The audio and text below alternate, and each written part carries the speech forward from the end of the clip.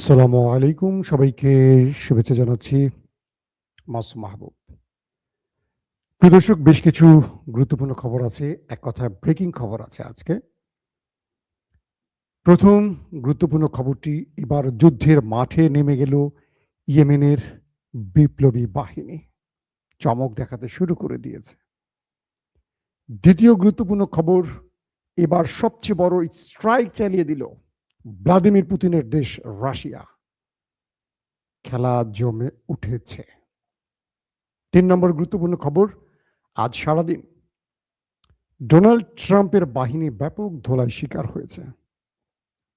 আর Lebanon থেকে নেতাকাকুর শতাধিক সবচেয়ে মূল্যবান ট্যাঙ্ক মার্কাভাকে ওপারে পাঠিয়েছে হিজু বাহিনী।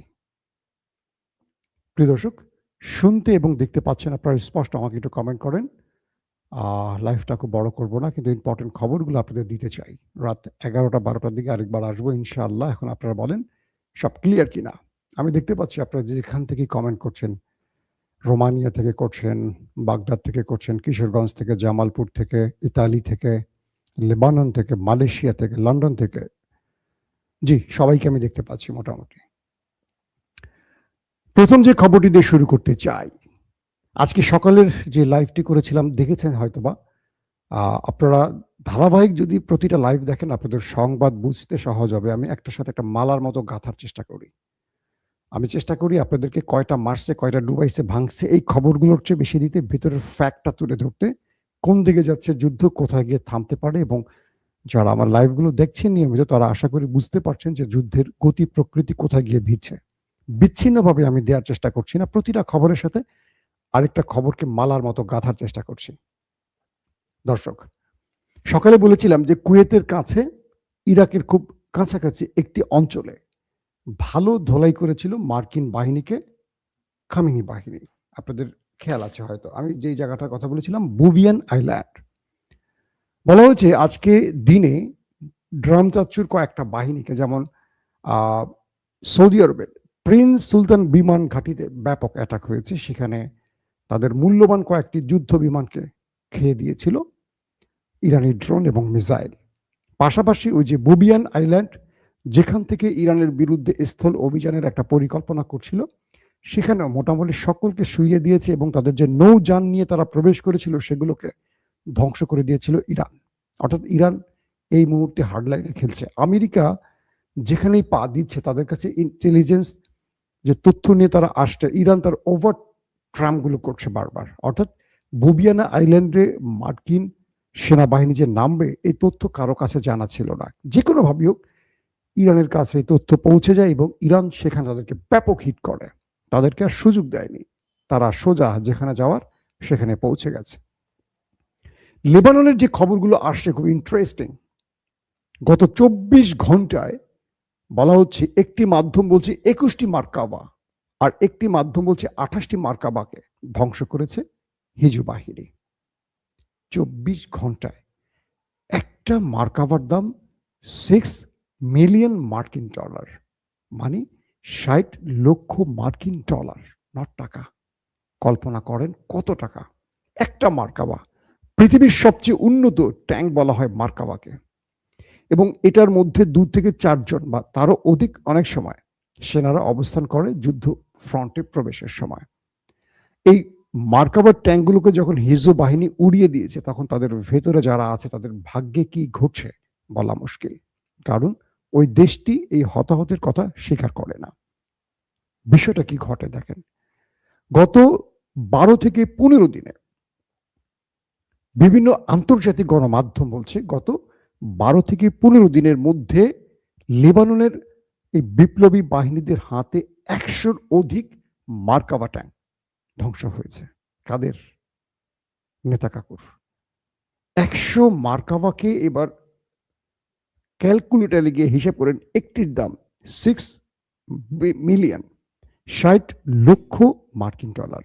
তাহলে 100-র দাম কত আসে হিসেব করে বোঝার চেষ্টা করেন। তার মানে কি পরিমাণ ক্ষয়ক্ষতি করছে। নেতা কাকুর টার্গেট ছিল তারা ফিলিস্তিনে যেভাবে একটি ঘাঁটি গড়েছিল, তারা লেবাননের মধ্যে স্থল অভিযান চালিয়ে সেখানে প্রবেশ করবে এবং সেখানে তারা দখল করে লেবানিজদের কন্ট্রোল তারা নেবে এবং হিজবুল্লাহকে শেষ করে দেবে, অর্থাৎ আরেকটি ফিলিস্তিন বানাবে। কিন্তু লেবানিজ বিপ্লবীদের হাতে তারা এমন ধোলাই খাবে কল্পনা করেনি। তাদেরকে চারদিক থেকে ঘিরে ব্যাপক অ্যাটাক করা হয়। প্রচুর হতাহতের খবর আসছে। প্রকৃত সংখ্যা কেউ বলছে না, বলতে পারবে না, সেন্সর হচ্ছে সংবাদ। সো বলা হচ্ছে এত ট্যাঙ্কের মধ্যে তাহলে কত লোক ওপারে যেতে পারে। তাদের হেলিকপ্টারগুলো একটার পর একটা আসছে আর হতাহতদের নিয়ে ফেরত যাচ্ছে হাইফার উদ্দেশ্যে। অর্থাৎ একটা ফ্রন্টে হিজবুল বাহিনী এখন ব্যাপক ধোলাই চালাচ্ছে। একদিকে তারা রকেট মিসাইল তো মারছে ভেতরে, আবার যে বাহিনীগুলো ভেতরে ঢুকেছে তাদেরকে খুঁজে খুঁজে মারছে। অল্প টাকার রকেট মিসাইল দিয়ে ট্যাঙ্কগুলোকে, এন্টি ট্যাঙ্ক মিসাইলগুলো দিয়ে তারা উড়িয়ে দিচ্ছে একটার পর একটা ট্যাঙ্ক। এবং যে কারণে তাদের আইডিএফ প্রধান বলেছে যে আমাদের সেনাদের মনোবল ভেঙে গেছে, তাদের যে কোনো সময় তারা ভেঙে পড়ে যাবে। এই অবস্থাটি এখন স্পষ্ট হচ্ছে। পাশাপাশি তিনি বলেছেন যে আমাদের 15,000 সেনার সংকট। প্রশ্ন হলো এই 15,000 সেনা কোথায় গেল? তারা কি জায়গা মতো চলে গেছে বিনা টিকেটে? প্রশ্ন এটাই হতে পারে। দর্শক, দ্বিতীয় গুরুত্বপূর্ণ খবর, এই যুদ্ধে মাঠে নেমে গেছে হুতিরা। ইতিমধ্যে তারা হিজবুল্লাহর পাশাপাশি নেতা কাকুর বাড়িতে মিসাইল হিট করা শুরু করে দিয়েছে।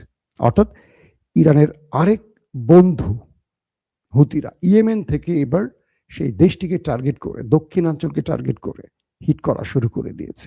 হিজবুল বাহিনী এক অঞ্চলে, তারা এক অঞ্চলে, ইরান আরেক অঞ্চলে ভাগ করে এখন মারতেছে। আয় তোরা, মানে ইরান তো পুরো শহর, মানে পুরো দেশটার মধ্যে খুঁজে খুঁজে টার্গেটে মারছে। একদিকে হিজবুল্লাহ মারছে, মানে একটা হলো উত্তর পয়েন্ট, একটা হলো দক্ষিণ পয়েন্ট। এখন লেবানন আর ইয়েমেন একযোগে ভাগ করে শিডিউল করে করে তাদেরকে মারছে। মোটামুটি সাউন্ড হচ্ছে ভালো আকারে। তো এই ইয়েমেন যখন নেমে গেছে, ইয়েমেন বলছে যে তারা শুধু শত্রুকে দমন করবে না, তাদের আরেকটি জায়গায় শিক্ষা দেবে। সেটি কি? বাবুল মান্দাব।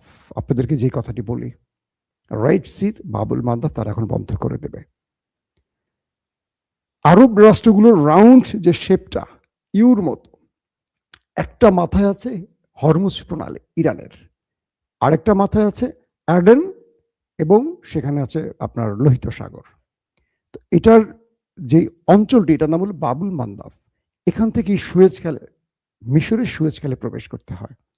তো বলা হচ্ছে ইয়েমেন তারা বাবুল মান্দাব বন্ধ করে দিয়েছে। এই দুটো পয়েন্ট বন্ধ করে দিলে গালফ কান্ট্রির তেল মোটামুটি চলাচল বন্ধ হয়ে যাবে এবং মোটামুটি বিশ্বের কি বলবো যে তেল রপ্তানির মূল কেন্দ্রগুলো বন্ধ হয়ে যাবে এবং পুরো পৃথিবীতে ডোনাল্ড ট্রাম্পের অবস্থা কি হবে বুঝতেই তো পারছেন। এখন হরমুজ প্রণালী ইরান বন্ধ করে রেখেছে, আর নতুন করে আজ বাবুল মান্দাব বন্ধ করে দিচ্ছে হুতিরা। এটি হলো একটা অন্যতম সারপ্রাইজ। এখন পুরো খেলাটা ইরানের দিকে চলে আসছে। এরই মধ্যে সবচেয়ে বিগ সারপ্রাইজ দিয়েছে রাশিয়া। রাশিয়া এই যুদ্ধে সবচেয়ে বড় স্ট্রাইক চালায় দিল।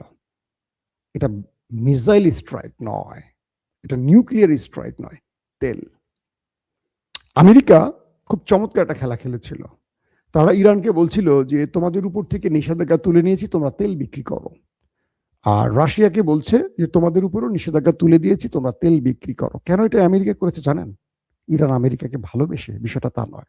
অর্থাৎ মধ্যপ্রাচ্য থেকে তেলটা যাচ্ছে না, না ইউরোপে যাচ্ছে না এশিয়া যাচ্ছে, সব পথ বন্ধ করে দিয়েছে হরমুজ প্রণালীর মাধ্যমে ইরান। তো ইরান যেহেতু সব পথ বন্ধ করে দিয়েছে, এখন বিশ্বের যে তেলের সংকট তৈরি হবে, সকল চাপ তো ডোনাল্ড ট্রাম্পের দিকে আসবে। শেয়ার বাজার পড়ে যাবে, গোল্ডের দাম পড়ে যাবে, সব পড়ে যাবে ধাপ ধাপ করে, এবং পড়ে যাবে মানে এইসব ঊর্ধ্বগতির দিকে চলে যাবে তেলের বাজার। যেই তেল আপনি কিনবেন 10 টাকায়, সেই তেল হয়ে যাবে এখন 200 টাকায়। তো এই বিষয়টা এখন ইরান চিন্তা করলো যে আমেরিকাকে যে শর্তগুলো জুড়ে দিল, আমেরিকা ইরানের কোনো শর্ত মানতে রাজি হচ্ছে না। রাশিয়া এখানে একটা দুর্দান্ত চাল দিয়ে দিল। কি? প্রথমে রাশিয়া এই যুদ্ধ শুরুর 28 দিন বা 27 দিনের মাথায় তারা কয়েক বিলিয়ন মার্কিন ডলারের তেল বিক্রি করে টাকা পকেটে ঢুকিয়ে ফেলল। এবার বন্ধু ইরানের জন্য রাশিয়া সবচেয়ে বড় সারপ্রাইজ দিল। রাশিয়া বলল 1 এপ্রিল থেকে জুলাই পর্যন্ত, 31 জুলাই পর্যন্ত তারা কোনো তেল এক্সপোর্ট করবে না, সকল তেল বন্ধ। খেলাটা বুঝতে পারছেন? সবচেয়ে বড় স্ট্রাইকটা কি? অর্থাৎ ইউরোপকে, আফ্রিকাকে বা পৃথিবীকে এখন যে তেলগুলো নিয়ে বাঁচতে হবে তার মূল জায়গাটা হবে ইরান কিংবা রাশিয়া। কারণ মধ্যপ্রাচ্যের তেল বন্ধ করে দিয়েছে হরমুজ এবং এখন বাবুল মান্দাব। তাহলে ইউরোপ চলবে কিভাবে? গ্যাস পাবে কোথায়? তেল পাবে কোথায়? পুরো ইউরোপ। তাই আমেরিকা ইরান এবং রাশিয়ার উপর থেকে নিষেধাজ্ঞা তুলে দিয়েছিল এই তেলের ক্ষেত্রে। ইরান বলছে যে আমার তেল নাই, আমি তেল বিক্রি করতে পারবো না। কারণ ইরানের সবচেয়ে বড় বিক্রেতা কারা? চীন। চীনকে তো কন্টিনিউ তেল ইরান দিয়েই যাচ্ছে, যত পারে তেল ট্যাঙ্কার ভরে ভরে চীন নিয়ে যাচ্ছে। আর এতদিন ধরে রাশিয়া তেল বিক্রি করছে, ভারত যাদের কাছে বিক্রি করার করছে, এবং সব দেশকে বলছে তোমরা এখন রাশিয়া থেকে তেল নাও। কে বলছে? আমেরিকা, মানে নিষেধাজ্ঞা তুলে দিয়ে।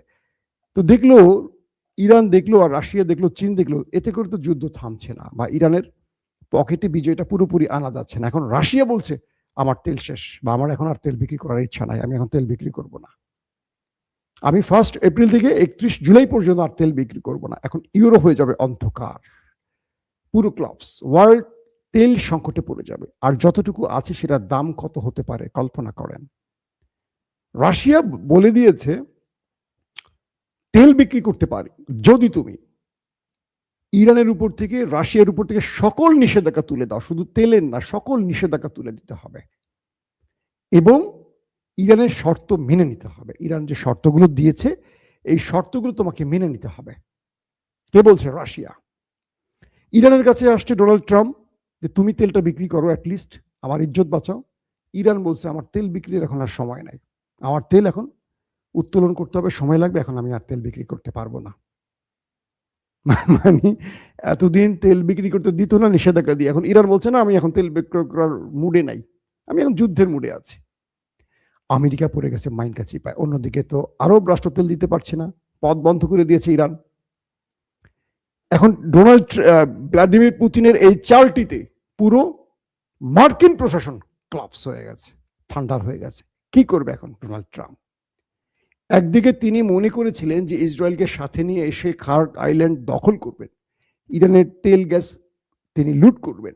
সেই পথটিও ইরান বন্ধ করে দিচ্ছে, তাদের 10 লাখ সেনাকে মাঠে নামিয়ে। আমেরিকাকে বলেছে যে তুমি 10,000, 20,000, 1 লক্ষ পাঠাও, তোমার সেনা পাঠাও, আমি 10 লক্ষ রেডি রেখেছি তোমার বাহিনীকে ওপারে পাঠাবার জন্য। তুমি আসবে বিসমিল্লাহ বলে, কিন্তু তুমি যাবা ল্যাংরা লুলা হয়ে, সেই ব্যবস্থা আমি করে রেখেছি। এখন মার্কিন সেনারা ইরানে ঢুকতে সাহস পাচ্ছে না। কেউ হয়তো ঢুকবে চাকরি বাঁচাবার জন্য। কারণ এখানে সবচেয়ে বড় ব্যবধানটাকে, ইরান তার রাষ্ট্রকে রক্ষায়, সার্বভৌমত্ব মানচিত্রকে রক্ষায় যুদ্ধ করছে। আমেরিকানরা কেন করছে? আমেরিকানরা করছে দখলদারিত্বের জন্য। সো সেনাবাহিনীর যে মোরালিটি, এটা আমেরিকার অটোমেটিকই ভেঙে যাবে। কেউ নিজেকে রক্ষায় লড়াই করবে আর কেউ অন্যকে মারার লড়াই করবে, দুজনের মনোবল এক থাকে না। এখন রাশিয়া যে চালটা দিয়ে দিল এই পর্যায়ে এসে, যে তারা এপ্রিল থেকে জুলাই পর্যন্ত তেল বিক্রি করবে না, তাহলে ইউরোপের কি হবে? ইউরোপের কান্নাকাটি শুরু হয়ে গেছে। এখন ইউরোপ আমেরিকাকে বলছে তুই বেটা যুদ্ধ থামা, 2 দিন পরে আমার সব দেশ, আমার পুরো দেশ অন্ধকার হয়ে যাবে। এমনি ঠান্ডার দেশ, গ্যাস ছাড়া এরা চলতেই পারে না। পাশাপাশি এলএনজি প্রায় 17% অফ হয়ে গেছে কাতার থেকে, কারণ সেখানে হিট হয়েছে। যেই হিট হোক, কাতার বড় হিট হয়েছে। কাতার, কুয়েত, দুবাই, সৌদি আরবেও আজকে ইরান বড় বড় অ্যাটাক করেছে। সব অ্যাটাকের পর যেটা বোঝা গেছে, মোটামুটি শত্রুকে একভাবে না 4 পয়েন্ট থেকে ইরানের মিত্ররা খেলছে। এখন রাশিয়া তার খেলাটা খেললো তেল দিয়ে, ইরান ফ্রন্ট খুঁজে খুঁজে এখন মারছে। আমেরিকা বিভিন্ন জায়গায় গোপনে ঢোকার চেষ্টা করছে, সেখানেও মারছে। কাল থেকে আজ পর্যন্ত মার্কিন সেনাদের ব্যাপক আক্রান্ত হয়েছে। ইরান দাবি করেছে তারা কয়েকদিনে প্রায় 500 মার্কিন সেনাকে ওপারে পাঠিয়েছে। এবং ইন্টারেস্টিং খবর, ঘাঁটিগুলো থেকে পালিয়ে চলে গেছে ট্রাম্প বাহিনীগুলো। তারা বিভিন্ন হোটেল, রেস্তোরাঁ বা কোনো মোটেল বা বিভিন্ন সিভিলিয়ানদের এরিয়ায় গিয়ে আশ্রয় নিয়েছে। সেখানে খুঁজে খুঁজে ইরানের ড্রোন সেখানে অ্যাটাক করছে। ইরান বলছে তারা 500 বা তারও অধিক ওপারে পাঠিয়েছে। এই পরিস্থিতিতে ডোনাল্ড ট্রাম্পের অবস্থা এখন করুন। একদিকে পুরো পৃথিবীর তেলের জন্য অস্থির হয়ে পড়ছে, ডোনাল্ড ট্রাম্পের সামনে আর কোনো পথ খোলা নেই। তিনি এখন ইরানের শর্ত মানবেন নাকি তৃতীয় বিশ্বযুদ্ধ শুরু করবেন, সেটা এখন তার সিদ্ধান্তের ব্যাপার। দর্শক, আপনাদের সাথে ইনশাআল্লাহ আজ রাত 11টা থেকে 12টার মধ্যে আরেকবার হাজির হব। তখন আরো দুর্দান্ত খবর থাকবে। এখন যেগুলো দিতে পারিনি, তখন সেই খবরগুলো আপনাদের দেবার চেষ্টা করব। এখনকার মতো বিদায় নিচ্ছি। প্রত্যেকে ভালো থাকবেন। আল্লাহ হাফেজ।